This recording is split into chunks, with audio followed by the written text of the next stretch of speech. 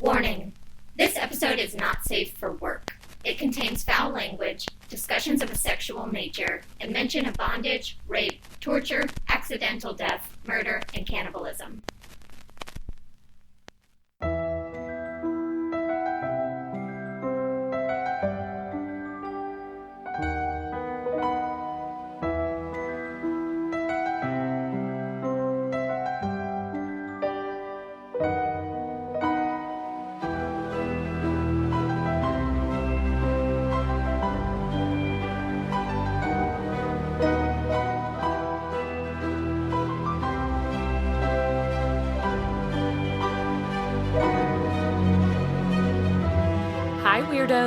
You are listening to Keep It Weird, the podcast for all things strange, unusual, paranormal, supernatural, kinky, slippery, arousing, leathery, and everything in between. Each week, we sit down for a remote chat in 2 different neighborhoods of Los Angeles, and we talk about something weird. And this week, we are returning with part 2 of our series of sex. After our amazing chat last time with our very special guest, Chloe from Stripper Stories, which you should listen to immediately if you have not already, yes. We decided there was just too much left to cover, and we are shifting our focus tonight to sexual fetishes. What are some sex fantasies that might fly under the radar? When do kinks go too far? And when does risky behavior become just too dangerous and potentially criminal? Now, kinks are completely normal, and mostly they're just a damn good time for 2 sexual partners. But tonight, we might just get a bit uncomfy as we take a darker, deeper journey into the sexual world and really cover it all. Start thinking of your safe word, because this is going to be a wild ride. My name is Lauren, and this is my co-host, Ashley. Hi, weirdos. Hello. More like uncover it all. Ooh, right? Man, I really made a mistake with that wording.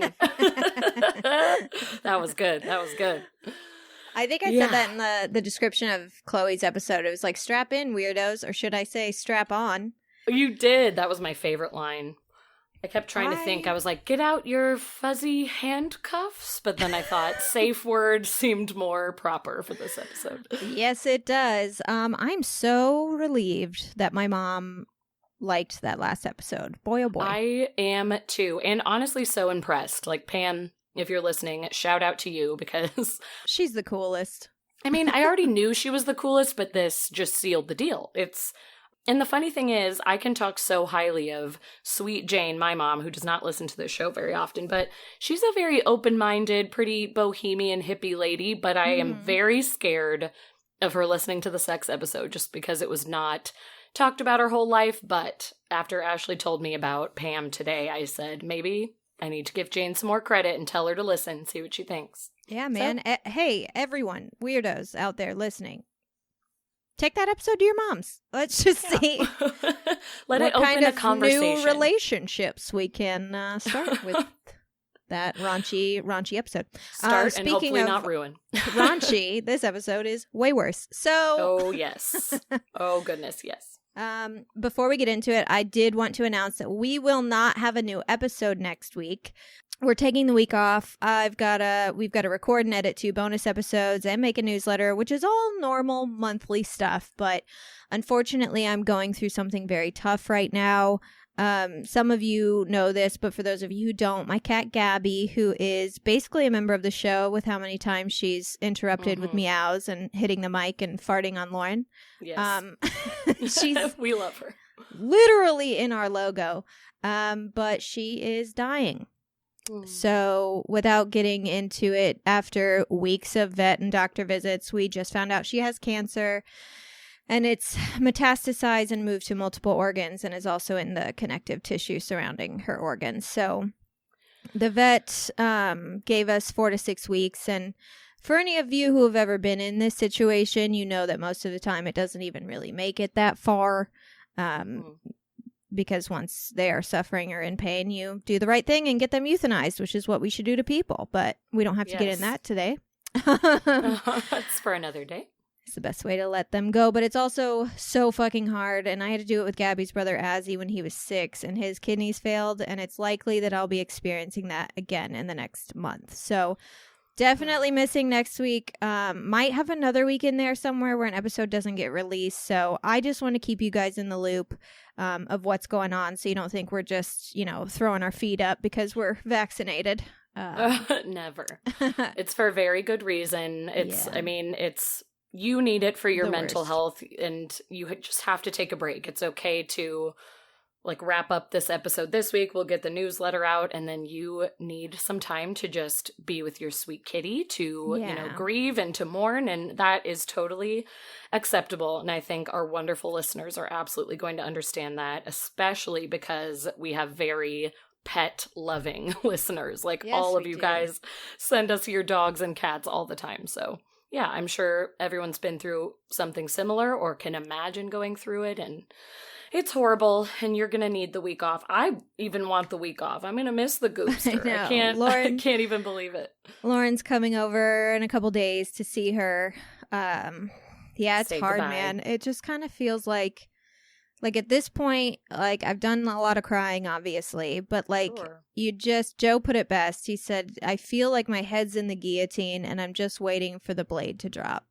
Oof. Because it's coming, and it's just sort of coming. you just have to wait, and it's so fucking hard, but No, the waiting is the worst.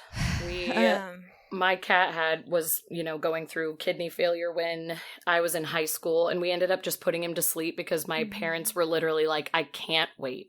I loved my cat, but my parents were, I feel like, especially my mom was, I feel like, attached to him in an even deeper way. And I think it was just let's cut it off because I can't go through this right now. And it's everyone can make their own decision, but that's tough, the waiting. It's very tough. Yeah, and I mean, she's not in any pain right now, which is, thank God. But eventually she will start being in pain, and I can't watch that either. You can't watch them suffer, especially when you can, you can do something about it. So right. But fun news though, to bring it back up. Lighten the mood. Our bonus episode on our Patreon this month is going to feature myself, Lauren, and Amy having an honest and open conversation about sex.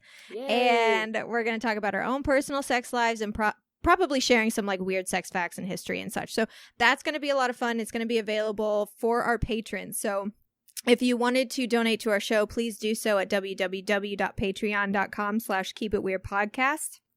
And you'll have access to that episode as well as all of our others for at least a month, or as long as you continue donating to our show. So that should get you through the rocky few weeks ahead. I was just going to say, I was I know you guys may be sad when a new episode doesn't come out, but just go listen to the Patreon episode, and there you go. Hear more sex chat. I'm really looking forward to that episode. I know that I'm probably going to say some things. The warning ahead of that episode is going to be warning, Mom, turn this off, please. Yeah, maybe that's the one that Pam should not listen to. It's going to be special, but I'm very excited.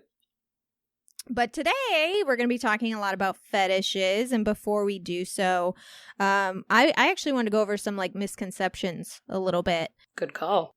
For a long time, literally all of time, especially in America, up until quite recently, all fetishes were viewed as deviant behavior.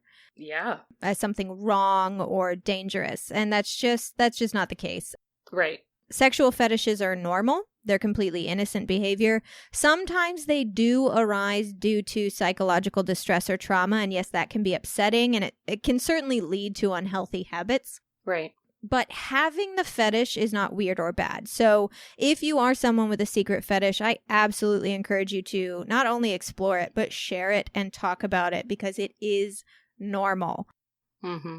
That being said, the golden rule of all fetishes is consent. And as everyone knows, consent is pretty black and white, but it is more than yes or no. An enthusiastic or at least confident yes is the only form of consent when it comes to sex. Not a reluctant, forced, pressuring scared someone into doing it. Yeah, not okay. Continuing to do something when someone has expressed discomfort or pain. Not okay. Pushing your limits when the limits have been clearly set. Not okay. And that's something that really has to do with sex education, of which we basically have none in this country. Correct. Another good rule when it comes to fetishes is placed on the individual, and that is that you need to have a distinct understanding of what is reality and what is fantasy. And we talked to Chloe a lot about fantasy and how it comes into play, especially with sex work. You know, she was saying that, you know, the girlfriend experience is part of it. The fact that they treat you like their girlfriend, that's part of the fantasy. Yeah. You know, but it also comes into play with something as simple as pornography, understanding that what you are seeing is two consenting adults acting out a fantasy. Yes. So if you are intrigued... You could call them actors. I know people have trouble referring to porn stars as actors, but they are. I mean, they're performing a scene that may not be at all what they're into sexually in real life, but they're putting it on for a scene because there's someone out there who's going to want to watch that and see that come to life. Exactly. And, you know, say you're watching porn, say you are intrigued by or aroused by, you know, rough sex. You still need to know that, you know, it is a fetish. It's completely okay to explore, but you do have to have a willing partner and understand that when you're watching porn that features rough sex, you're able to separate yourself from the fantasy of what's being presented to you and the reality of the production itself. Right. Very important. Very important. The reason fetishes and kinks are paired with deviant behavior is an understandable one, because when you look at things like serial rapists and serial murderers, there's almost always a sexual element to the crimes, obviously with rape, but even with serial murderers. And yes, they have had fetishes, whether that's necrophilia, cross-dressing, bondage, but the fetish did not create the killer. In any way. The fetish may drive some of the behaviors of that killer and the methodology behind what that killer is doing, but it is not the reason that that person rapes or kills. They rape and kill because they are rapists and killers. Exactly. And usually also have a mental disorder that's going along with it. And so it's not that the fetish drove them to that. That's like, that is such a good way to put it, because I think people look at it and be like, oh, they had this crazy kink. It's always just those sexual demons that do that. And it's like, no, you can't just blame it on this. You have to look at the person as a whole. They were going through some shit. Yeah, and like another thing we should understand about fetishes too is that it's more than something that you enjoy, because technically, even though you may have a desire to do something or a predilection for something, a fetishist cannot technically climax without their fetish present. So if you like choking, that's awesome. Choking's fun if you know how to do it safely, but that doesn't mean you have a choking fetish. If you had a choking fetish, that would mean that you can't have an orgasm without being choked. And this is where the word kink comes in. If you like being spanked, that's a kink. If you can't come without being spanked, that's a fetish. And I know a lot of people will, you know, say, I have this fetish. And it's like, do you though? Because a fetish is something very, very specific. You might have a kink. A lot of people have kinks that they call fetishes. But a fetish is a literal, like, I cannot orgasm unless you're wearing latex or, you know, something like that. It's like an all-consuming sexual experience. Which is why we see it a lot in serial murderers, because it seems like a signature, you know, the BTK killer. That seems like, oh, that was his signature. It's like, well, it's actually his fetish. Like, if he didn't have that fetish, he would probably still be raping and murdering people. But because he needed the other steps to get to where he wanted to go. Anyways, I'm going to throw up. So I'm actually throwing it over to Lauren now, because she's going to teach us about some lesser known sexual and darker sexual fetishes. Yes, I'm getting into a little bit of both today, but I thought I would start, or maybe I should, no. I'm going to start light. I thought about switching it up, and at the last second was like, no. I first wanted to start with some of the lighter fetishes out there before I get into some darkness. So I wanted to talk about some fetishes that are out there, and to also, I know Ashley already said this, and I said it a little bit in the intro, but I feel like we need to keep reiterating that we are not fetish or kink shaming at all in this episode.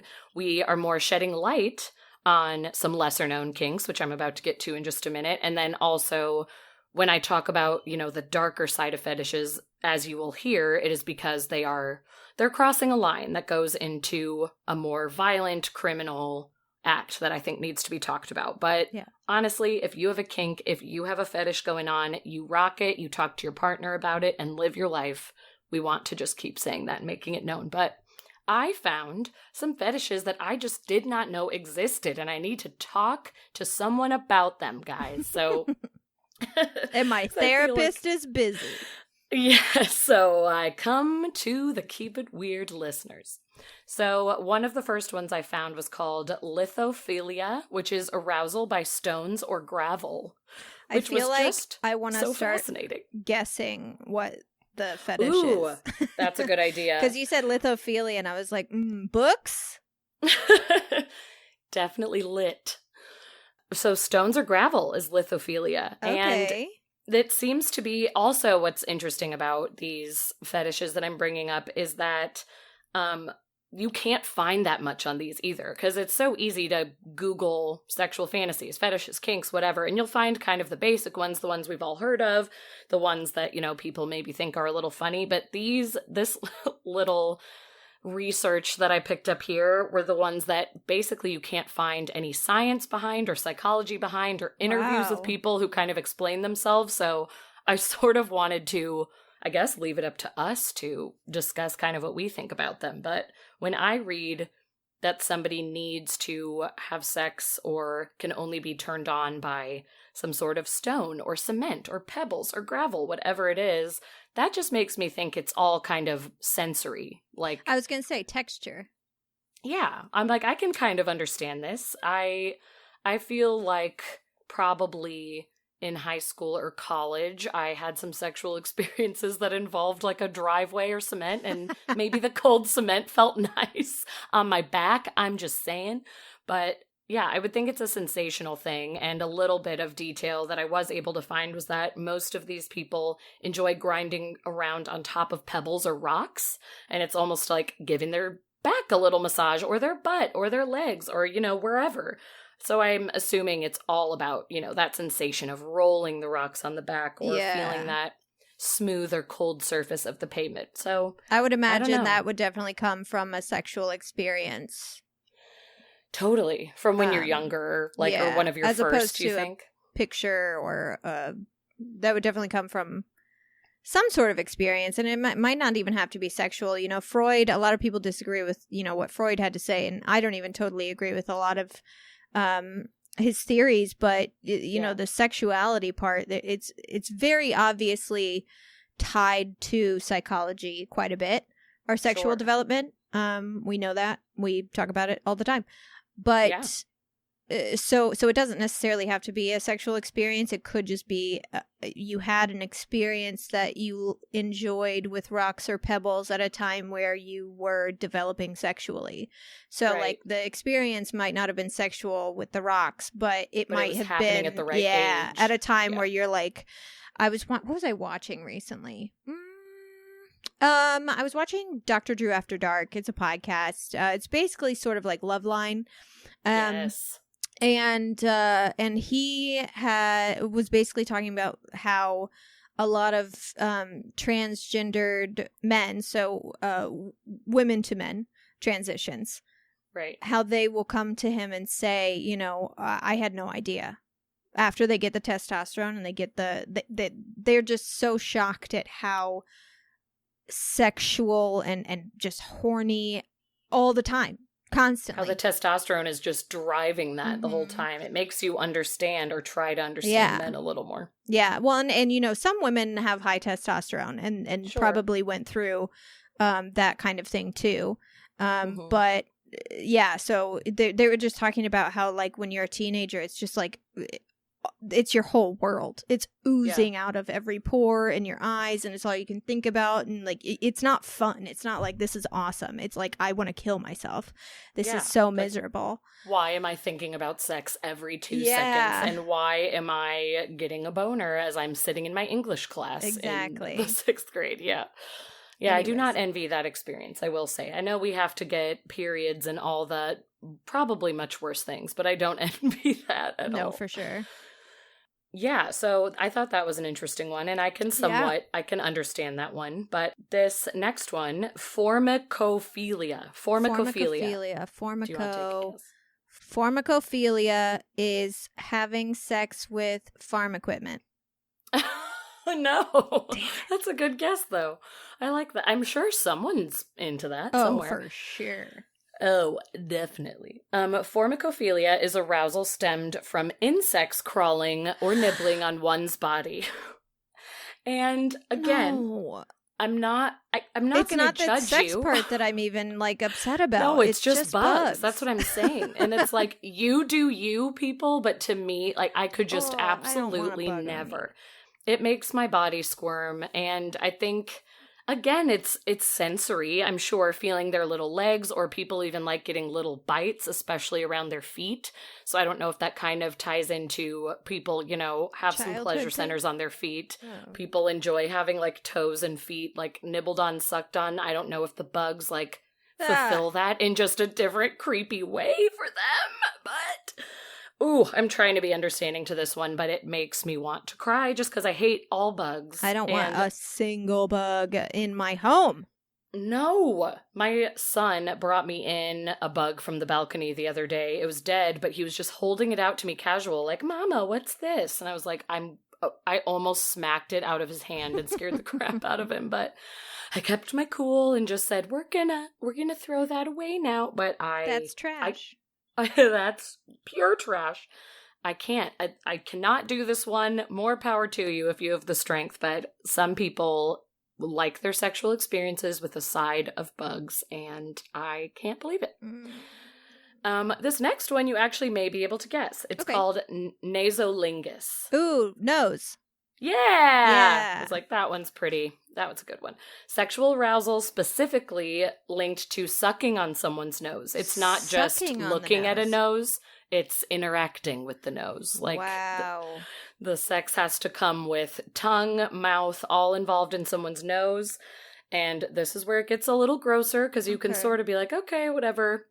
Some people, not everyone, like to also suck out what is inside the nose as part of the experience. So there are boogers involved. You know what? I just watched the Your Mom's House podcast live show that aired last week.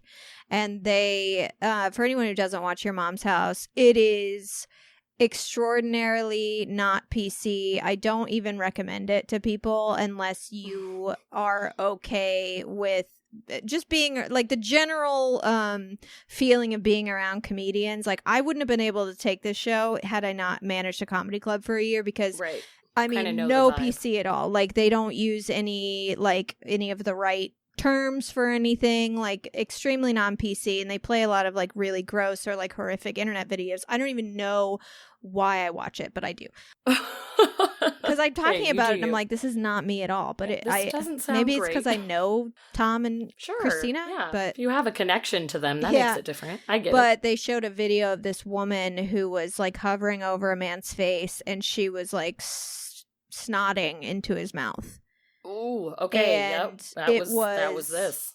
Bad. It was like not, I was unable to watch that. Yeah. I was barely able to even read about it. I would not be able to view that. I don't know if you went through this in high school. It was like the known prank to all of the boys were going around to the girls and saying, look at this video that I found. It's like really funny, saying that it's, oh no, I know what you were thinking of, where you like blow on the person's nose and their mouth. And it like comes out their crazy. mouth. Well, yes, that too, but there was a video going around called 2 Girls, 1 Cup. I'm sure you've all heard of it. Of course. That is like that same vibe. Obviously, I think that's even 10 times grosser than the snot, because that involved feces, and that's as much as I'm going to say about it, because I'm sure all of you have heard of it at some point in your life. 2 girls poop in a cup, and oh Lord, Ashley, and they eat the poop. Traumatized me. I was told I was gonna like be watching a dog on a skateboard or something funny, and that's what came up, and I could not believe it. So this just kind of reminded me of that, where I think if I physically saw it, I would become a little sick. Yeah, I don't.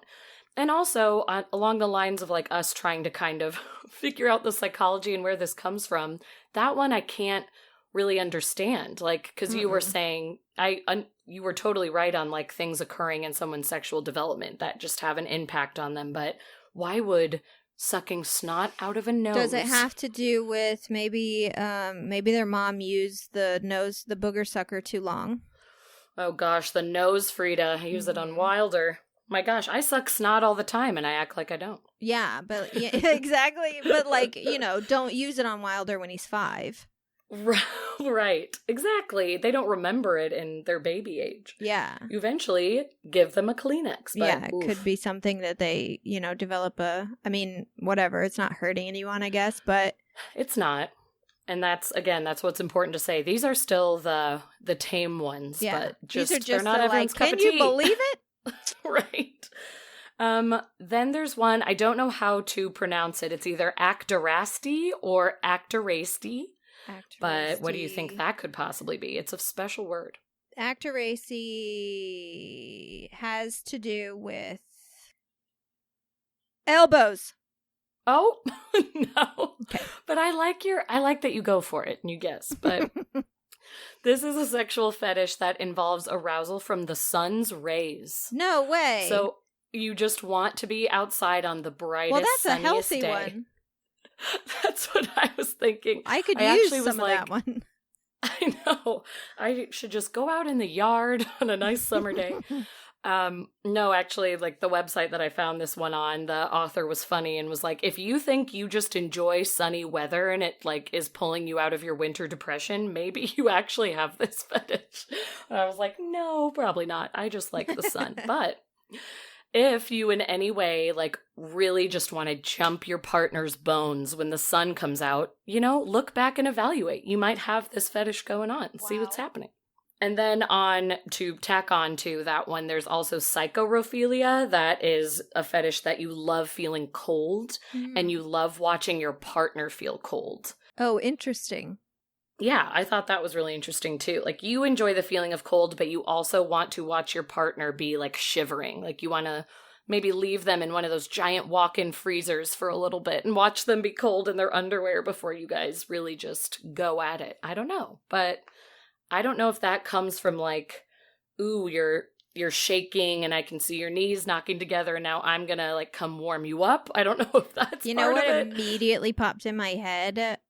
And I'm viewing all of these things from a female's perspective, so I apologize to any of the, men out there, but I thought of Jack in the Titanic and how at that age, Leonardo DiCaprio changed my life. Yeah. He changed your life. He changed all the girls' lives. Wanted him to be my husband even when Obsessed, I was like 9. Loved him. I was in love with him. We were going to get married. He doesn't know yet. Mm-hmm. I'll let him know when I meet him. But as if he hadn't heard that from a billion people. Right. That scene, when he's hanging on to the boat and he's like shivering, he's still hot. Yep.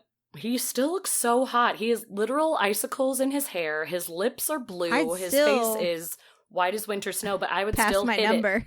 Be like, call me if you survive. I would hit it. Yeah. Yes. Maybe. So it could be something like that where they saw it in a movie and it just did it for him. All the young women watching Titanic have that fetish for the cold. Cold fetish. Oh. Okay, I did have a few more, but I want to get into the darker side, so I'm going to wrap up with spectrophilia before I cross the line, which I just had to mention because we've talked about it on the podcast before. Spectrophilia is the desire to have sex with a ghost or the attraction to spirits or any sort of entity that may not be there. There is the arousal part of it, the thought of having sex with ghosts that turns people on, but spectrophilia is also the practice, which means it's a very controversial topic because there's no way to prove it, but there are many people in the world who believe they have actually had sex with ghosts or had any kind of sexual contact with a ghost, fooled around, kissed, whatever. There's no way to prove this. Scientists and ghost investigators alike are like, we will probably never have evidence on this, but people swear up and down that it has happened. They believe these experiences happen, and some people just wish that it would happen and want to summon a spirit because they sort of like that idea of, being with something that may or may not be there, something they can just feel but not see. And there are even websites that try to teach you how to summon a spirit, put on by a couple of different psychics and mediums who, have that claim. that they've had sexual experiences with a paranormal being, and they say, okay, here are some steps, here's things you can do, here's how you can open your mind, here's a position to get in, yada yada. There are even succubus websites for men to go on to summon a succubus, and for anyone that doesn't know, that is basically the female demon that likes to come seduce men, basically to gain a part of their soul, or murder them, or steal semen from them. There's lots of different folklore about the succubus, but you can go summon one if you want to get lessons on the internet. Just, you can really search for anything these days if you want that. We need like a disclaimer that's like, the things talked about in this episode should be performed by professionals only. Professionals only, need, please. like a jackass disclaimer. I know. Oh my gosh. Yeah, I'm scared for people to do it. But so we'll never know if the practice is actually real. But as far as just the fetish and the arousal, it is very real. And there are full-on Reddit threads, Tumblr threads, all kind of things of people saying, I have these dreams and these fantasies about something entering my room. I try to role play with my partner. I try to do things on my own. It's just a whole ghost experience. And I do have to say that part of me understands this, because when Casper kissed Christina Ricci, Devon Sawa, I thought I would really enjoy a ghost kiss. No kidding. I remember watching that movie just being like, come on, baby, give me that 5 minutes of human flesh. Totally. But also, you think of the movie Ghost. Patrick Swayze, Demi Moore, that was a sexy, sexy scene. So if, anything like that could happen, hell yeah, sign me up. I always think of this when I'm watching the movie Ghostbusters, because when I was a kid, I didn't know that that's what was happening, because I was not... I don't know. I was an idiot when it came to sex when I was a kid. So when Dan Aykroyd's laying on the bed and his belt buckle comes undone and his pants get unzipped and you see him moving around and writhing and he falls off the bed and you see the woman hovering above him, I was like, I don't know what's going on, but I know I've never done it. And I don't know what that's about. That is not the face I make when my pants come off. I'm usually just a little chilly. And every time I see it, I'm like, I can't believe there was a time in my life where I was like, what's happening? I know, I remember that too. I truly had no idea what that scene meant when I was little, and now it's like, oh, I can laugh at that. It's funny because Joe and I watched that movie.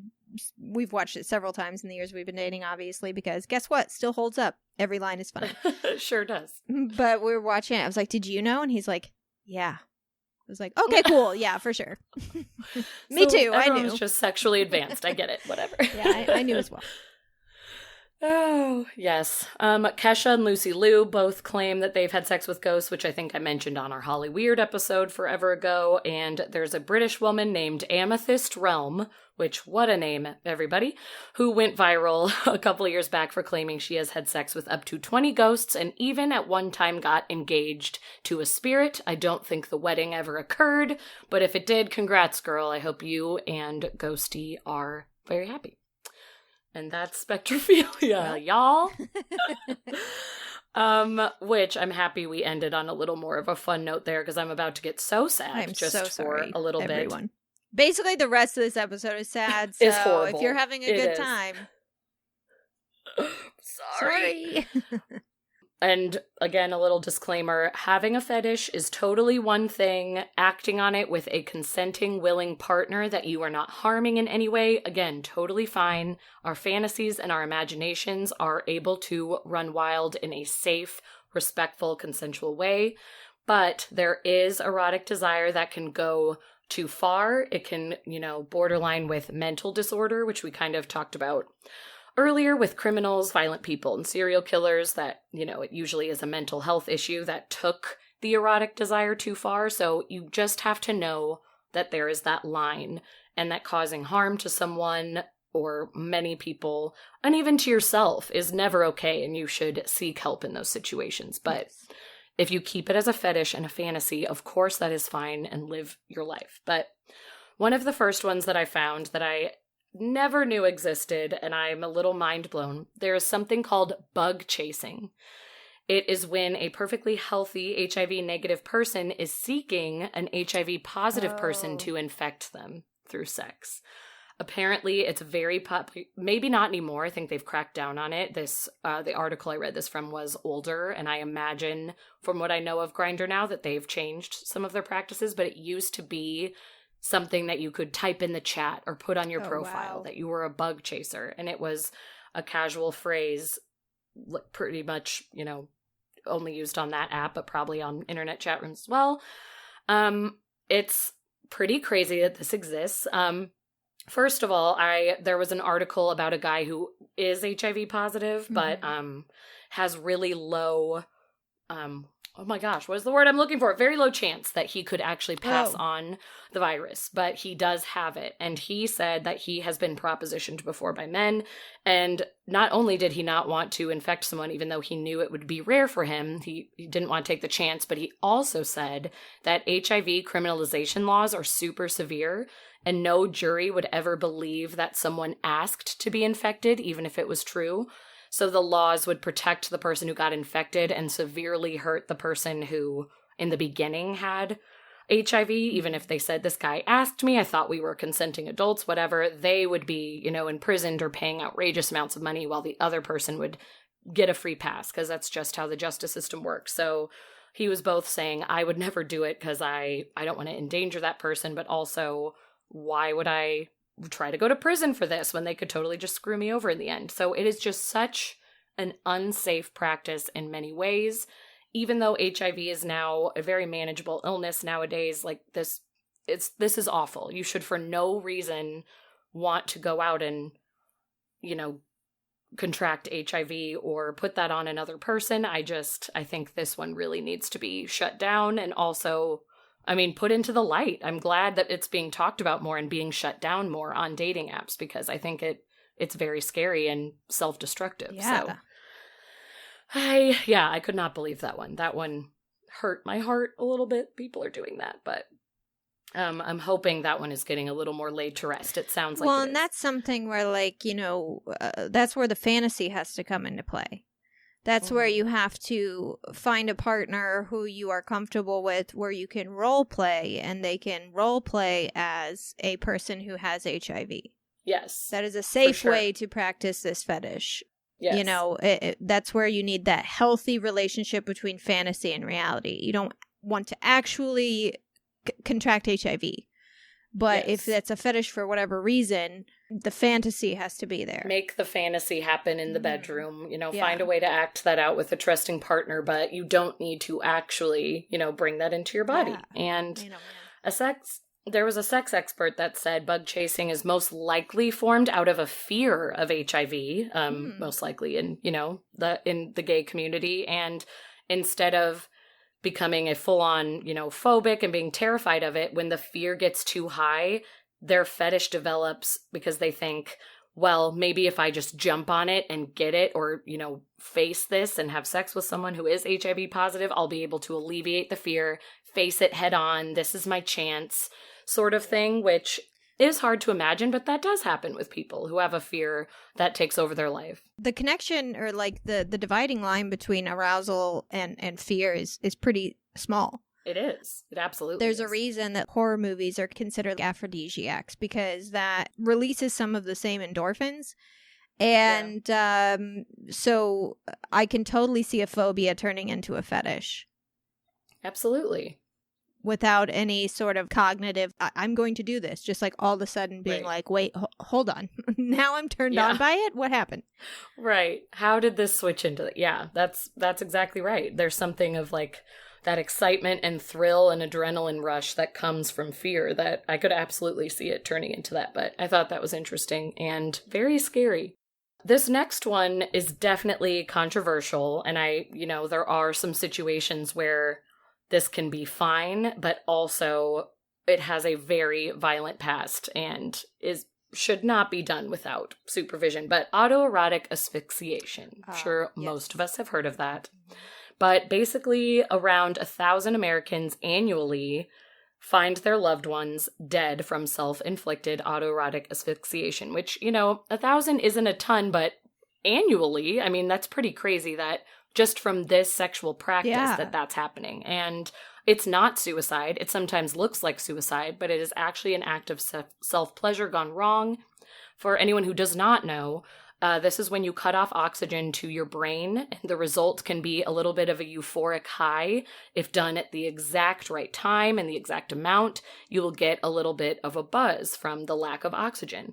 Most people attempt this during masturbation with ropes, cords, and plastic bags over their head, but doing this alone in masturbation is so deadly. And that is where these statistics are coming from, because you can very easily pass out, suffocate, and die, and then you're alone in a room for who knows how long, and people, usually your loved ones, have to find you that way. So it's very unfortunate.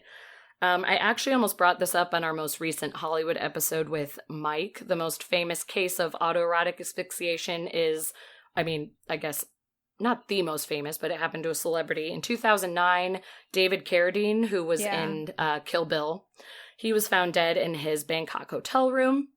Everyone called it suicide at first, but then after more investigation, they ruled that it was accidental. He was very into bondage solo, which is one of the most dangerous fetishes. So this was just one that I think people really, like, even if you want to pleasure yourself, I don't know if there's a way to incorporate another person just standing nearby or watching or saying they need to stand outside the door. I know that might not be part of the fetish in their brain, so maybe that's easier said than done, but... Well, most people, this is a fetish that, they're embarrassed by. Totally. So they're hiding it for a reason, and I do understand that. A lot of the deaths, I believe, statistically, are teenage boys. Yeah. And they're trying to hide it. Yeah, and you don't want to talk to your parents about sex regardless. You definitely don't want to talk to them about the fact that, you choke yourself. Right. While you're masturbating. It's a scary one, it really scares me in that, there are so many deaths from it, or even if you don't die, you can just be, very badly hurt and still be hospitalized. Yeah, and have horrible brain damage because of the lack of oxygen. And the one thing I did want to say is kind of a little to the side. There are kinks, as we said, fetishes and kinks are different. Breath play is a huge kink and can be done safely between two consenting adults, two partners who understand each other and who have safe words and safe signs that, if you can't breathe and you can't speak, you do a sign with your body to signal the other person they need to let go of your throat or, loosen the rope or whatever you're using. I don't necessarily think the breath play kink needs to be totally shamed and shunned. I think people can practice it in a healthy way. It is recommended that, you do it sober and with someone you absolutely trust. And some people are into gas masks and all kinds of things. So that, you go for it. You can explore those kinks. Sounds like you're doing it safely, but the whole bag over the head alone, that just, that one freaks me out a lot. Yeah. Okay. There is a fetish of becoming an amputee, which blows my mind and also reminded me of that town in Florida that we talked about recently where people were cutting off their limbs. So I felt like I had to mention it because it was so similar. And it made me wonder, did any of those people happen to have this, or was it all for money, or I'm not even sure. But there is, first, there is something called acrotomophilia, which is a sexual attraction to amputees and is actually a pretty common fetish. And this can be fine if you're engaging in a loving sexual practice with a person and you are solely using, fantasy and arousal and not causing harm. But the more concerning fetish is apotonemophilia, which is the desire to become an amputee. And this fantasy of losing your lower leg turns you on, but maybe you should just keep it there, this fantasy of losing your lower leg. And if you actually want to harm yourself and chop off an arm or a leg, please contact a therapist as soon as possible, because self-harm is not okay. And I think there would be some pretty instant regret, I would imagine, after that happens. I also wonder, how long that would last. Right. If you became an amputee and then you were like, oh, yeah. And then I almost said 10 years, but 10 months later, you're like, it doesn't turn me on anymore. And now I have one leg. That's what I'm saying. I feel like the regret would have to set in at some point. There may be, I don't know if there'd be just the instant gratification and then it wears off and then you're miserable, or how it would work. I wonder if you went to a therapist, you could maybe try and find, because that might not be the actual fetish. That might be how you've visualize the fetish or how it's like manifested itself. But the fetish itself might be something else. You might be able to get something more specific out of it by talking to a sex therapist about it and finding out that like, oh, it's not an amputee. It's I like the way that the amputated body part looks like. I'm not sure, but like you might be able to get a plastic mold made of an amputated leg, and that would be enough. And make something happen. Yeah, I'm not sure. I know. Obviously we don't have the right answers. No, I don't even like paper cuts. So no, but that's why I was saying to contact a therapist if you were ever having that, because it's like, if you're having self-harm thoughts, you should always talk to someone, but especially a doctor or, a psychologist about it. But Ashley is exactly right, is maybe they could help you kind of work through or work on this sexual fetish that you have and find a way for you to, still be turned on and still work this out with a partner. It doesn't mean that you have to be like, oh, you are shamed. I can't believe you ever thought this way. Like there could be ways to go about it without actually cutting off one of your limbs. Yeah. That just doesn't seem like the answer. There are so many more dark ones, and I know Ashley's going to get to another one. The last one I'm going to leave you with is symphorophilia, which is a fetish for accidents, tragedies, and disasters. Oh boy. And again, as with all of them, there are people who, try to do some sort of acting out of a scene or staging something fake in their yard that looks like a disaster. And even though still, to me, that sounds very dark and like something you should talk to someone about, if you're just staging it and you're acting it out, again, that is something that is you and your partner and whatever is going on in your home. But there are people who, will go out to a bad accident or stand in front of a house on fire or, just like watching millions of people die around the world on the news when, a bomb drops on another country or whatever it may be. That is what's turning them on, and they're enjoying people's pain. Those are the things that I think are harder to deal with, especially if they are doing the harm. Or what if they run their car into somebody because it's a turn on for them? It's like it can turn so quickly. So it's just something that, as with all of these, it needs to be managed. It needs to be talked about. It needs to be safe. But to be turned on by the deaths of people and, things being on fire, it's just, that's something really hard for me to reason with. Yeah, it's difficult to hear and difficult to think about. And I will leave off with that so that Ashley can tell you about something even worse. Yeah. Hey, this is Cameron from Florida Man on Florida Man. We're the podcast all about Florida. We do crazy Florida Man headlines, talk about our experiences growing up and living in Florida now. And then Wayne, one of our co-hosts, gives us a story every week about the legends, the lore, and the history that came out of Florida. We'd love for you to come by, give us a listen. Check us out at fmofm.com.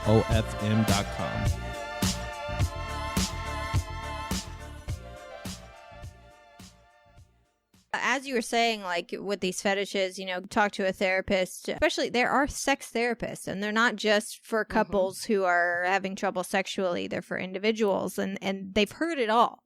Like, you're not going to say anything that shocks them.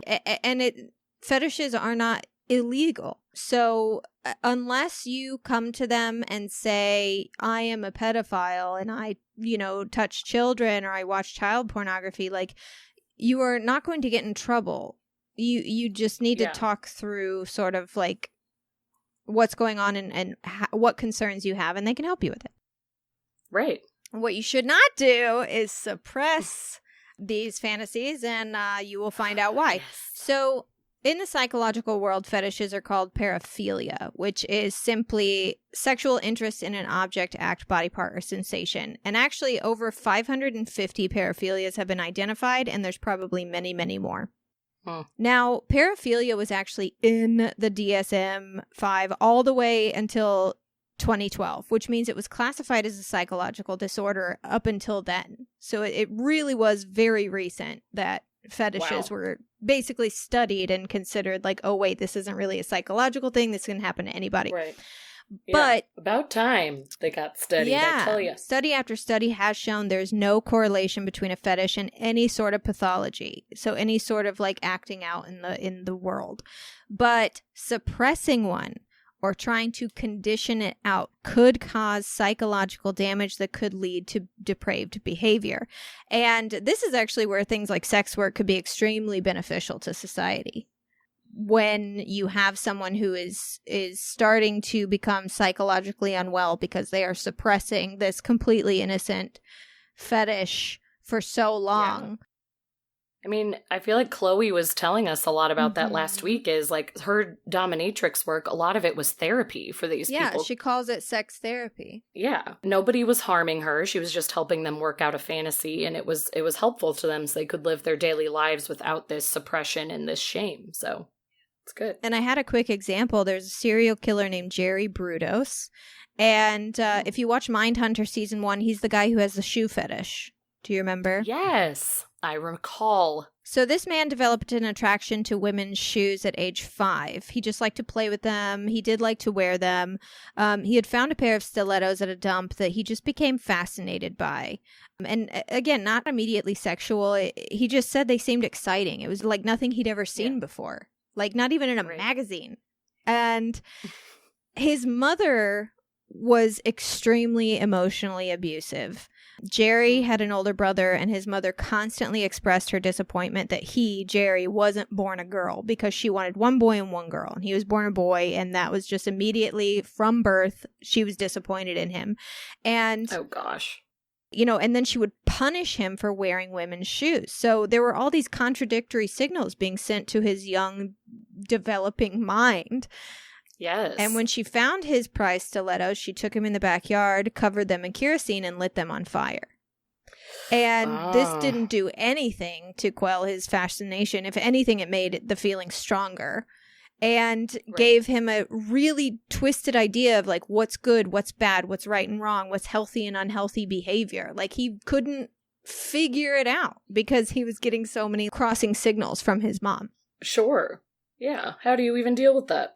And, you know, emotional abuse is horrific to a child. Like, don't shame your children for anything. Even if it's something like they should be ashamed of, like, there are ways to deal with that. And guess what? Yeah. Guess who can help you with that? Therapists. Get a therapist. Everyone in the world. Get Everyone a therapist. needs one. Even if you don't think you're unwell, you need one. Just get great. one. Jesus. So if you have health helpful. insurance, have a therapist. So, Yes. by the time he was 17, he was acting out violently towards women. All in all, he was convicted of 3 murders. He for sure committed at least 4 and many more sexual attacks on women. If he had explored his fetishes in a healthy way and wasn't exposed to the years of trauma brought on by his mother, it is likely that he would have never committed these crimes. Yep. But the big questions come in when you ask, can you be sure? And that is why today I'm covering the Cannibal Cop. Dun, dun, dun. This is such a fascinating case, and as many times as I've gone over it, I'm still not sure which side of the coin I land on. Wow. Okay. So, I'm so ready and excited and scared and every feeling, to be honest. So the Cannibal Cop, his name was Gilberto Valle, and we're just going to kind of start the story when he met his wife. He met Kathleen Mangan on OkCupid in 2009. And at the time, he was a police officer in West Harlem who was living with his father. The relationship moved very quickly. They got an apartment and a dog together. They were happy. But then Kathleen got pregnant, and they weren't married yet. She got pregnant, and Gilberto seemed to completely switch off. He was freaking out. He felt that he couldn't do it, and generally seemed miserable. And then after the baby was born, he rarely helped. He would get home around midnight from work and stay up till 3 or 4 in the morning on the internet or playing video games. And Kathleen wouldn't wait up for him. She stopped waiting up for him. So that means they kind of stopped having sex. And when they would have sex, which was very rare at this point, Gilberto was unable to finish, often running to the bathroom.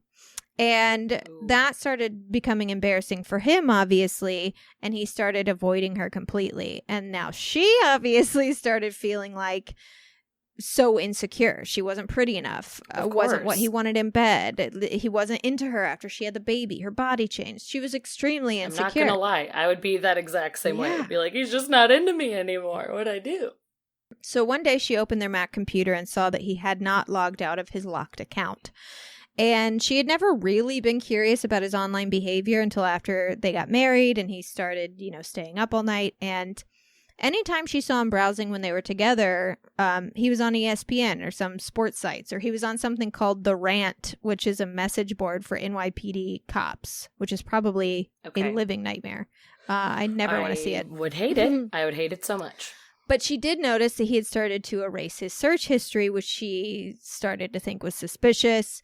So when she got on this Mac, found the unlocked account, she was like, all right, let me just take a look and see what's going on. And she ended up finding a file that led her to a website called Dark Fetish Network. And she was pretty shocked. The front page of the site featured a photograph of a dead woman tied up. Okay, well, I cannot imagine that being like the first thing you find on that site. I would probably have a heart attack. Yeah. All right. This scared her a lot at first, but then honestly, like before she even brought it up to him, made her feel better because she was like, oh my God, it's not about me. It's about him. He obviously has interests that I had no idea about, and he felt weird bringing it up to me. So we'll talk about it, and we'll shop for sex toys and shit, and we'll get our relationship back on track. Like, I'm willing to experiment. He's my husband. He's the father of my child. Great. Yeah. But he was immediately defensive about it. He didn't want to try anything in the bedroom, said that he liked the porn, but that was as far as it went, etc. And he continued to stay up all night, and they continued to not have sex. So it started to bother her more and more. And she started to think maybe he's having an affair. So in 2012, she installed spyware on their computer because she just did not know where her husband went. Yeah. And boy, if she thought the dead woman was bad. Oh gosh, Ashley. She had no idea. Scared. So the following day, she found all the sites he was visiting late at night. Darkfetish.net, girlsinabind.com, fetlife.com, etc. She saw her own name pop up in chats, and she started clicking on all of them, and all of a sudden she was seeing pictures of herself. You're kidding. Pictures of her friends. Pictures. He was sending these to other people, like within the chat? Yeah. Oh my So it was like a website where you could like view porn, but it was also chat rooms where you could act out fantasies with people, with other people who had your same interests. And you could sort of like act out a story basically, but they would share photos of people that were part of their fantasy. Yeah. She ended up entering her name in a search of Gilberto's email. And she said she almost threw up because, according to Gilberto, she was going to be, quote, tied up by my feet and my throat was slit, and they would have fun watching the blood gush out of me because I was so young. And she saw messages saying, if she cries, don't listen to her, don't give her mercy, to which her husband would reply, it's okay, we will gag her. Oh my God. So, Kathleen, I would actually get fuck sick. out. She was gone. Yeah. She was like, bye. She went to Nevada. She took the baby. She was fucking gone because how scary would that be? That's horrifying. You absolutely take your child and you get the fuck out of the house as fast as you can. That's insane. She basically was like, my husband's plotting my murder. And not just my murder, but like my torture and murder. My brutal, brutal murder. Oh my gosh. So once she got to Nevada and she was like, I saw what's on your computer. Like, I'm not fucking coming back. Like, this is bullshit. He still didn't know about spyware. So she could still log on to the spyware from Nevada, and she did, and she collected more evidence of what Gilberto was doing. She found hundreds of images of women being tortured and sexually assaulted. She found Google searches of things like how to kidnap a woman and human meat recipes, which is awful. Oh, no. She opened files with pictures of more than 80 women that he had sought out and saved off of Facebook and Instagram. And she had read email conversations Gilberto had with 3 different people describing in detail the different ways they would kidnap, rape, kill, and cook these women. And he shared photos of her and her friends He shared photos of his own female supervisor, a teenage girl who graduated from his old high school, some photos of his old college friends. So Kathleen called the cops because, Yeah, I was gonna say she needs to tell someone this is. All right, well, it's just so scary. I don't care that we're married. I'm calling the cops. And on October 24th, 2012, FBI agents surrounded his apartment. They actually very cleverly, to avoid a shootout because they know he has a gun, called him to tell him his parked car had been hit on the street. And as soon as he came outside, they arrested him.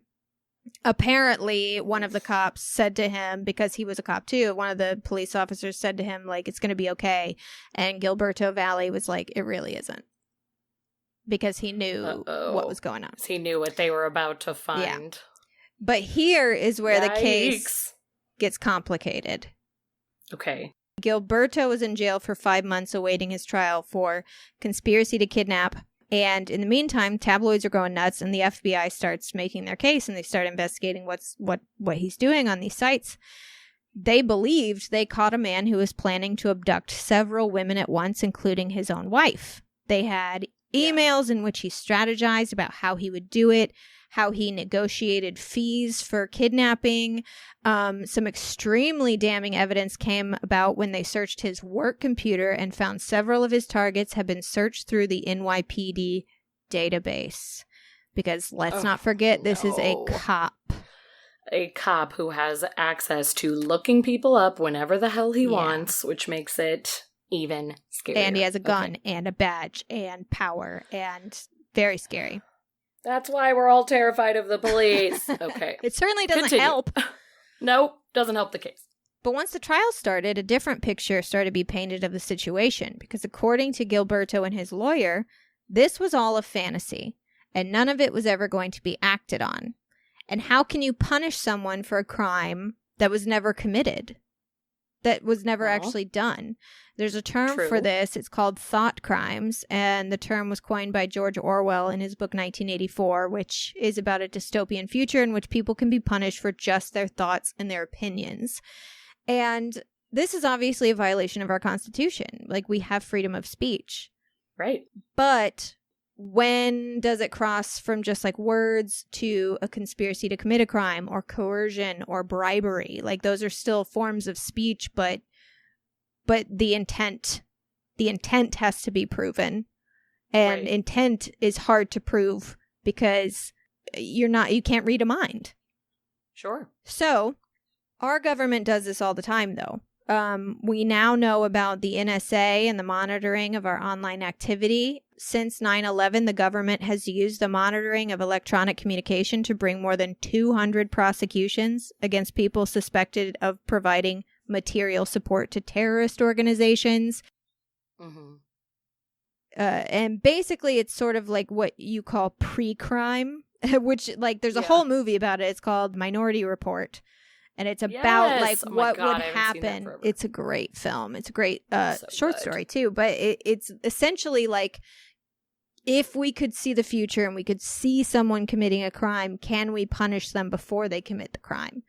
And I mean, our government works on it all the time. We've not only stopped terrorist attacks, this is also a way we've prevented mass shootings as well. Mm-hmm. And we've also been able to track down and prevent child molesters in, like a To Catch a Predator type situation. I used to be obsessed with that show because I know that sounds weird to say about, a show about creepy men, but just the fact of it's one of those things where you can't believe those people exist and get so far in the conversation and don't think for a moment that someone isn't listening in or tracking the whole thing, or I don't know. It's all wild. Yeah, but the cases like that get prosecuted and people that get charged, in all those cases, physical evidence has been found to corroborate the online communication. So, for example, the men have to actually show up to meet the underage girl. Right, and then they're able to say, come with us, and we see you had intent. You had intent, you showed up, you knew she was underage. The suspected mass shooters have usually been arrested and found to have guns and explosives and other paraphernalia in their possession. Well, yeah, and they're usually posting about it on Facebook. I feel like that's how people keep getting caught, 'cause they're being dumbos on social media. But keep it up, because I'd rather... please keep showing yourselves. Get caught. Yep. But in the case of the Cannibal Cop, it wasn't the case, and it's super complicated. Like, for example, in some of the emails, Gilberto talks about this cabin he has in upstate New York with a basement where he could keep these women as he tortures, kills, and eats them. But it turns out this place didn't exist. It was a lie. It was all just the fantasy. It was just a part of the fantasy. Hmm. There were several messages saying that, like, so-and-so girls were going to be abducted and killed on President's Day, but that day came and went. No one was actually hurt. And then it was going to be Labor Day and nothing. Right. There was no physical evidence from Gilberto's home that suggested he was getting ready to kidnap or cook anyone. There were no weapons, no rope, no chloroform. He never divulged the last names of the women whose photos he sent, including his wife's, and never gave out any of their addresses, even after his online friends requested them. Well, that's good at least. True. There are several places on the site, including the main page and his personal profile information, that says he is just fantasizing and nothing. Like, he does not mean what he says. Right? It's tough. I was, like, absolutely hating this guy and just wanting to throw him in the ocean. And now I'm like, I mean, I still think he's disgusting, but I'm also like, well, yeah, I mean, he didn't act on anything. Mm-hmm. What if it truly was just this crazy, crazy fetish? You know, because they're looking, I remember watching the documentary on this, and they use the conversations in so many ways. Like, you know, we'll hear in the conversation, like, you didn't say no, or you didn't, and it's like, you have to imagine, you can't break the fantasy. You can't be like, oh yeah, this weekend I stalked the girl I'm planning on killing, and this is what I did, and I researched this, and blah blah blah. Anyway, really, I just watched football with my friends. What'd you really do this weekend? Like that, they're not going to break the character. That would be like, no. You know, everyone has experienced like role play in the bedroom. Yeah, exactly. And you can't break halfway through. You can't be like, I'm a cheerleader, and then all of a sudden be like, I'm 80. It's like, but you were just a cheerleader. Right. You can't destroy the fantasy. That ruins everything. What's going on? 80-year-old lady. So, this is interesting. Gilberto's lawyers wanted to bring in a forensic psychiatrist to weigh in on the subject and hopefully prove that Gilberto was not dangerous or make a case for insanity or something. They wanted to get someone on their side. So they called a man named Park Dietz, and Dietz had worked on some very famous cases. Jeffrey Dahmer, the Unabomber. He worked on Waco. He actually helped to convict John Hinckley Jr. after his assassination attempt. Jeez, okay. For anyone who isn't familiar, because I just think this is interesting, John Hinckley Jr. was the guy who tried to assassinate Ronald Reagan to impress Jodie Foster.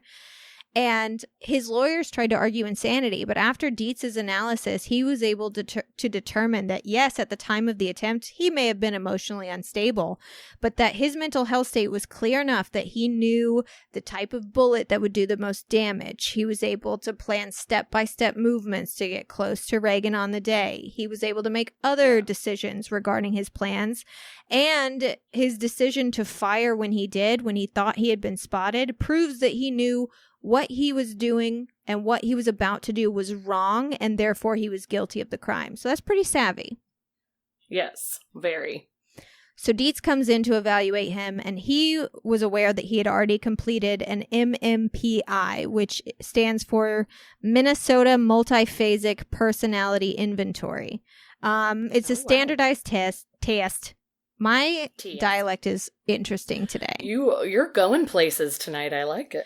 It was a standardized test meant to identify personality structure and detect signs of psychopathology. And the MMPI showed no clinical psychopathology. And Dietz was like, that's not something I personally get to run into very much in this line of work. Usually there are many signs of this. And he said he was alarmed when he read the chats and the emails and truly didn't know what to think. Usually by the time he gets there, you know, the test is done. He can see all the places that this person leans into a psychopath. He kind of has a good idea. But for him, he was like, I don't know what to say about this guy. So, oh, dang. If even he's confused, what are we supposed to do? But he interviewed Gilberto for about 20 hours over the course of 3 days. And this is where Gil opened up about his sex life. He grew up in a traditional Catholic family and went to Catholic school. He was not inhibited or ashamed about masturbation, but he was repressed and inhibited around women. He was too shy to approach girls at all. Okay.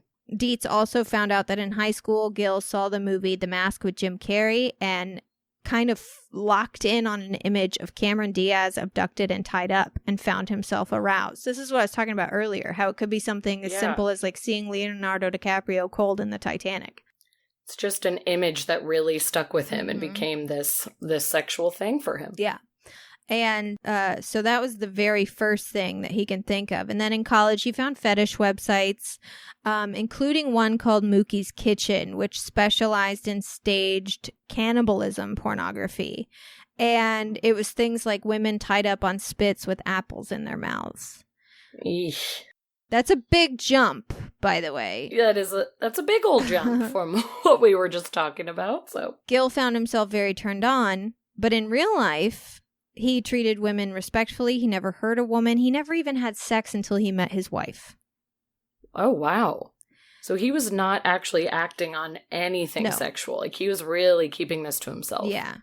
Suppression. Mm-hmm. In the end, Dietz said that he believed Gilberto was many, many steps removed from the kind of person who may start to take action on his fantasies. He said to become a sex criminal who acts on their fetishes, they have to have more than their fetishes. And he also brought in the fact that Gil did everything in his power to ensure that he would be immediately identified as the offender if he did commit a crime. Like, he used a traceable IP address. He used a shared computer. He would, like, delete his internet search history, but he's a cop. He knows that, like, you have to do more than that. You can't just, like, clear my history and it's gone. Yeah, that's not the only thing you'd have to do. It just seems like he was not trying to cover his tracks in a good way at all. And if he was actually going to commit a heinous crime like what he was talking about, this wouldn't be the way to go about it. Exactly. And he should know better as a cop. So I do believe that. You know, he repeatedly Google searched things like chloroform recipes, but no actual purchasing of the ingredients or even like writing down the recipe. And that shows that the research was part of the fantasy and not an indication of intent. And maybe he was looking them up even partially, because of the fantasy, but I wonder if maybe at some point someone in the chat, like, wanted to know what the best recipe was, and he wanted to be the guy that's like, I have all the knowledge, let me share. Yeah, this is what I've been using. So just to skip to the end, I highly recommend everyone watch Thought Crimes, The Case of the Cannibal Cop. It's on HBO. It gives you all the details, including many of the messages. It is very disturbing. Yikes. But Gil faced life in prison for the conspiracy charge and a maximum of 5 years for accessing the Federal National Crime Information Center database without authorization. And he actually was found guilty of all charges in 2013. Wow. But the government appealed the dismissal of the conspiracy charge in 2014 due to insufficient evidence. Okay. So he served his time. I think it was like 21 months, or maybe he served a full 2 years for the whole, like, using the NYPD's database. Because, like, what the fuck? That's fucked up. That's horrible. But the actual, like, conspiracy to kidnap ended up being dropped because we could not prove beyond a reasonable doubt that he actually had those plans. Yeah, it is very complicated. You were not wrong. All of this being said, though, me, Ashley Cassidy, it's hard to say what I think about this case because obviously he was examined by a professional with a much more impressive education on pathology than me. So I guess, take his word for it. But I think he absolutely should have been charged for accessing that database and using his ability as a police officer to indulge his fantasy. I agree completely. But I also feel like if you have sexual fantasies that involve murder, violence, rape, cannibalism, that it's something that you should mandatorily have to seek treatment for. Yeah, I agree. I think with if there's any chance of a fetish going into a violent place. I mean, it's exactly what I was talking about right before you launched into your story. There are just some fetishes that you look at and say, this could go to a risky and violent place so quickly that you need to be evaluated and you need to talk to someone before it gets worse. Because maybe you will see a therapist and yes, everything is just in your head, in the bedroom, on your computer, and that's where it stays. But you need to talk to someone and make sure that that is 100% true and that your mental health is in order and that you don't have access to a database that could get people in so much trouble and endangering so many women. It's just... Well, and I also feel like it's almost like doing a drug. Like eventually, in my head, it's going to have to get more involved, more extreme. I mean, just look at it, it started as Cameron Diaz tied up. He liked that. Then it moved to like bondage sites. He liked that. Then it moved to, cannibal sites and he liked that. Then it moved to these chat rooms where he's like plotting these things. And like, yes, it's a fantasy, but like, when does it stop? Like, when is it not enough anymore? Right. Like, when does he need to up the ante? What's the next step after that? Yeah, the chat room seemed bad enough. What if he needed to reach something else, to hit his arousal and to get off? Yeah. Then that's when you have to be terrified and you don't know if it's just a fantasy anymore. And it's tough because, women have rape fantasies, but they don't actually want to be raped. No. They don't want of course not. Stranger to break into their home and hurt them. And even if they have a rape fantasy that they want to act out, it's not like they personally put themselves into harm's way to satisfy their fantasies. They don't leave their door unlocked hoping to be raped. It's a fantasy. It's role play. It's pornography. But, so how can I say that someone who's turned on by cannibalism actually wants to cannibalize? Right. But regardless, that is true. It can't be healthy, right? I know. For emotional stability. It just can't be. Yeah. I feel like that's kind of the theme of this whole episode where it's like, okay, if you're keeping it as a fantasy and you're doing it with your partner and you're not, inviting harm or violence in, then you're okay, you're good. But then, we also have this other side of us saying, but what if this goes too far? And what if you aren't getting off anymore and you have to take it to the next level? When will you be satisfied and when do you need to talk to someone? I don't know. Especially now with what we know about the pathology, because like they said, these fantasies, there's nothing wrong with them, but suppressing them, hiding them, that's when you could run into problems. And he obviously didn't feel comfortable sharing this fantasy with his wife. Right. So, hearing about this case, I'm sure a lot of you are thinking, Armie Hammer. Yes. I feel like we had a couple people write in and say, oh, this makes me think of Armie Hammer. Yes, yes, you nailed it. That's what a lot of us think of. And boy, were we all pretty surprised that news came out. Yeah, so Armie Hammer, for anyone who doesn't know, is an actor. He was in The Social Network. He was fantastic in The Social Network. He was in Call Me By Your Name. He was in Free Fire. He's now never going to be in anything ever again, it doesn't look like, but he's been in quite a few things. So. He's also, by the way, he's part of the Hammer dynasty, if that's what you want to call it. Yes.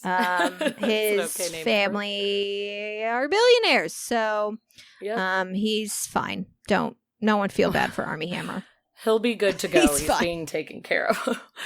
I don't feel bad for him, but there's definitely shock value. Oh my God. Because I was like, oh, what a talented actor with nice teeth. I like him. Yeah, Armie Hammer's definitely a case where, I'm going to go into it real quick, but it's definitely a case where it's can someone have too much money? Yes. Oh, gosh, yes. You know what I mean? So anyways, he's a guy that we now have to look at and say, okay, is this a harmless fetish or is this a predator? Can this fetish ever really be totally harmless? And, if it weren't for the sexual assault allegations, because for anyone who doesn't know, it's not just intense messages about fucking women's open rib cages and eating their warm hearts. He's also been accused of violently sexually assaulting women. Which, now it's the line's been crossed, buddy. Yes, that one is a very clear one. He actually has been accused of sexually assaulting a woman for over 4 hours in 2017. According to her, she met Hammer on Facebook in 2016 when she was 20 years old, and while he was married, they started an online relationship, constantly messaging, sexting, even calling each other, and she said he would often test her devotion to him, removing and crossing boundaries as he became increasingly more violent. She said he abused her mentally, emotionally, and then sexually in 2017, where he violently raped her for over 4 hours in Los Angeles. She said he repeatedly slammed her head against the wall and committed other acts of violence to which she did not consent, including beating her feet with a crop. She said she tried to get away, but he wouldn't let her, and she was convinced that she was going to die. Oh my gosh. And since then, other allegations have surfaced, and so far, I can't tell which ones came from that same woman or others because names haven't been released to protect the identities of the women, so... Right, it's kind of hard to tell. Yeah, so I'm just going to say, like, one woman claims. So one woman claims that Armie Hammer did not use safe words, and messages from him to her after they had sex show that he was worried she truly wanted to stop but couldn't use any safe words. And in her reply, she admits, I did truly want to stop for most of the time. Ha ha ha ha ha. Oh, gosh. That's fucking scary for anyone who is dabbling in fantasy roleplay, BDSM. You have to have a safe word. You absolutely do. You have to have a way out of it at any time and to know that you can exit the fantasy and go back to reality for your own safety. Yeah. Like, that's just... Like, I know it's not like to be part of fun, it. but you have to, because there can be no trust with someone if you don't have that. Yeah. In messages with another woman, he brings up wanting to choke her with a belt, but she replies, no, that's too much. And he responds to that with yes, which is like, yes, you'll do it anyway? Like, what does yes mean? What are you trying to say? And the woman said, it's too dangerous, and Armie Hammer replied, I'm not going to clasp it. Well, the woman later noted that when they did have sex, he did clasp the belt and provided pictures of a severely bruised neck. Jeez. Armie denies all allegations and says that every time he's ever had sex, it's been with a consenting adult, and all conditions have been agreed upon beforehand. So essentially, he's not denying that he had sexual relationships with these women. He's obviously, like, his wife and he split, so the cheating is, he's not trying to cover that up, but he's saying that they agreed to this before we got together. And it's like, that's fair, but that comes back to the consent thing, where it's like, they may have agreed to it and then decided, ouch, this hurts, or like, I'm scared. And it was very clear that he felt that. At least from one of them, because he literally was like, I was afraid you were going to ask me to stop. And she was like, yeah, I wanted to stop. Yeah. Like, you could sense that, but you still kept going anyway. So clearly you have that awareness and you just don't care. Yeah, so fuck Armie Hammer. Yeah, so gross. Yeah. At this point, we can't really look at this case and say, like, sexual assault allegations aside, because there are sexual assault allegations. And not only that, but a very obvious abuse of power. Because, these famous men, Harvey Weinstein, Louis C.K., they're always like, she was willing or she wanted to be with me. Completely looking over the fact that he obviously could tell she was uncomfortable because he brought it up and asked her about it after. And she admitted she didn't like it, but of course had to add the like, ha ha ha ha ha at the end to make it seem less serious, because this is a handsome, famous, billionaire actor. Yep. And imagine the opportunities that he can provide for you. Imagine your life if you were to be in a relationship with this person, if this person were to take care of you. Like, you have to understand how much power you hold over someone in that case. And I mean, on the flip side, like, being scared of what he would do if they said anything to disagree with him either. And just like, oh, I'm gonna laugh it off and say LOL because I'm terrified of you and I need to keep you happy. It's just a scary position to be in. So to answer the question, like, is it safe and healthy for Armie Hammer to explore murder and cannibalism fantasies with willing participants? I can't say, because it doesn't fucking look like he had too many willing participants. No, not at all. Doesn't look like he has much control either, so. Yeah. So unfortunately, we are left with kind of zero answers in this situation.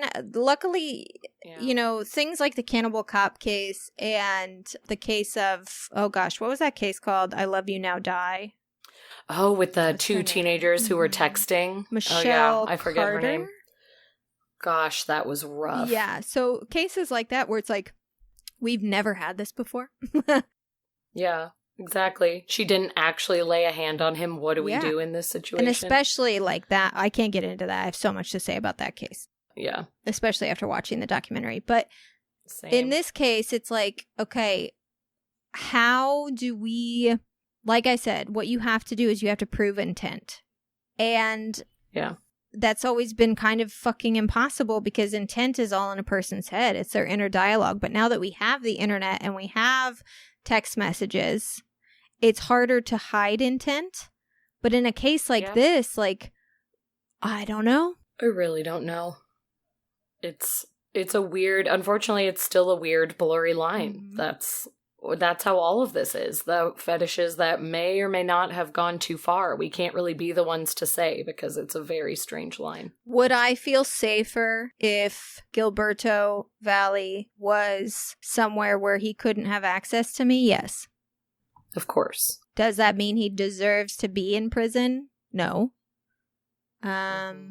It's hard. I don't have an answer for this one. I don't either. I think, that's kind of the overarching theme of this whole episode is there aren't really answers to a lot of these stories or some of the more disturbing fetishes that we talked about. It's like, I mean, what is the actual intent and when have you crossed the line? Like, is it just when someone is murdered or when you have harmed yourself, or is it when you have all of these what we think are intentions through your messages and your chat rooms and your journals? I don't know. But that's all the time we have this week for Keep It Weird. Thank you so much for listening to our show and tuning into these leaving you in sex episodes, abyss of depression questions and fear, confusion. I could tell by the reaction on social media and the initial downloads on release day last week that this topic has been intimidating for some of you. Yeah, of course. But I hope you learned some things about sex and fetishes and sex work, maybe even about yourself. Yeah. And like I said at the top of the show, please check out our next Patreon bonus episode where we take a personal and more intimate look at sex. And as always, write us if you have questions or stories or if you're processing thoughts and information, because we love talking to you about this kind of stuff. For sure. We'd love to open up the discussion. And if you have any questions for me, Ashley, or Amy, I don't think we're that crazy exciting of people, but like only because we're not like sex experts by any means. But if you did want to know for whatever reason something about our sexual experience, feel free to write in. Feel free to fucking write us. But I think we're recording like in the morning when this episode comes out. But I'll take your questions. Yeah, that's true. It'll probably be too late. You can find that bonus episode and all our other bonus features by visiting www.patreon.com/keepitweirdpodcast. You can find our merchandise by heading to www.etsy.com/shop/keepitweirdpodcast. We have a lot of good stuff on there. And please follow us on social media at Keep It Weirdcast on Instagram, Facebook, and Twitter. Our sign off today is consent. Consent. Consent. Consent, what were you going to do? Were you going to sing? 100%. Oh, I was going to like totally flip the switch and say, "We love you, Gabby." Oh, that's so much. Like, I know. It's like, so it had different. nothing to do with the episode. It is. I think I was just thinking of it of like, this episode can be kind of like dedicated to her. You know what? I think maybe we'll dedicate a different episode to her. Oh, sure. Yeah. Does she want the dark Cannibal Cop episode? Most fucked up episode we've ever recorded, or would you like a nice episode? You know what? That's fair. I think listeners, just if you're still here, hi. I think if you've made it this far, I think that the next thing we're recording that isn't a bonus episode is extraterrestrials. So let's dedicate one of the extraterrestrial episodes. I'll find a way to work cats into it, because I have a lot of thoughts more like of Gabby. Like cats and pharaohs and Egyptians and aliens. So like, we'll dedicate that episode to her. Ashley, you know what? That's fair. I'm going to take back my Gabby dedication because this episode is messed It is. up. But I think so consent. Consent, Give me a y'all. C. Practice Give me an O. safe sex, please. Yes, practice safe sex. Always get consent. And let your freak flag fly. And keep it weird. Keep it weird.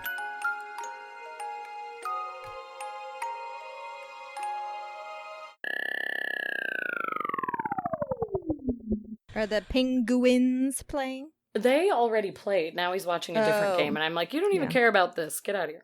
I know. Just the same way. He's been watching all the playoff hockey. Yeah. Every single I'm game. sure he says to you, like, there's more fights in playoff hockey. Yes. That's exactly what Alex says. Cool.